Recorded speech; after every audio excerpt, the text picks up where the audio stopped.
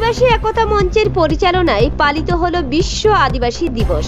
ঝালদা বিরসা মোড়ে পুরুলিয়া জেলা আদিবাসী লোহরা সমাজ কল্যাণ সমিতির জেলা সম্পাদক করমচাঁদ লোহরা জানান, পতাকা উত্তোলন ও মাল্যদান করে আদিবাসী সম্প্রদায়ের বিভিন্ন অভিযোগের কথা উঠে আসে।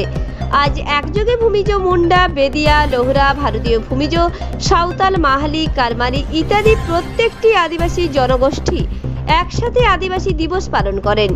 বিভিন্ন প্রকারের লাঞ্ছিত, বঞ্চিত, শোষিত, অবহেলিত হওয়ার অভিযোগের কথা বলেন। সমাধান না হলে পথে নামার হুঁশিয়ারি দিলেন।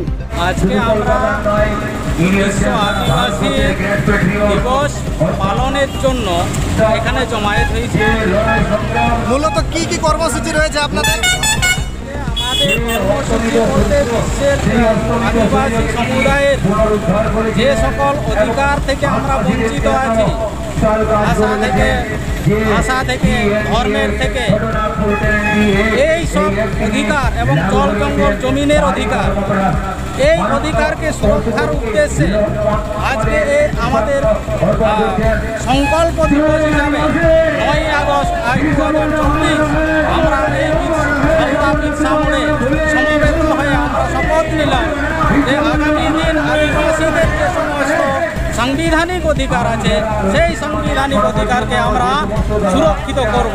কতগুলো সমাজ বা সংগঠন রয়েছেন আপনার? আজকে আমাদের এখানে মোট 5টি সংগঠন মিলে আমরা বিশ্ব আদিবাসী দিবস পালন করলাম। কোনো মঞ্চ তৈরি করেছেন আপনারা? আমরা আদিবাসী একতা মঞ্চ এইটার জন্য তৈরি করেছি ঝালদার বুকে। এই ঝালদার বুকে আদিবাসী একতা মঞ্চ সব সংগঠন মিলে আদিবাসী সমুদায়কে একত্রিত করে আমাদের অধিকার রক্ষার স্বার্থে তৈরি করি।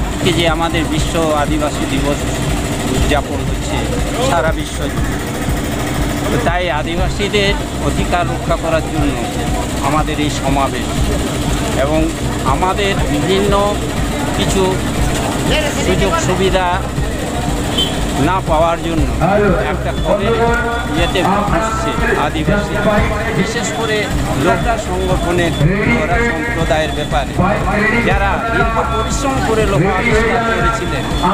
সেই লোহা আবিষ্কার করে তারপরে জঙ্গল কাটা হলো, আদিবাসী ভাইয়েরা সকলে মিলে জমি তৈরি করলেন, সেইখানে চাষ জমি তৈরি করলেন।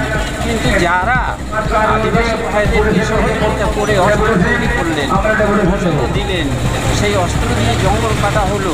সেই অস্ত্র দিয়ে সিধু কানু ইংরেজদের বিরুদ্ধে লড়াই করেছিলেন। সেই অস্ত্র দিয়ে বিরসা মুন্ডা, বিরসা ভগবান তিনি লড়াই করেছিলেন, যার সহযোগিতায় আজ সেই লোহরা সম্প্রদায় চরম বঞ্চিতর মুখে পড়েছে।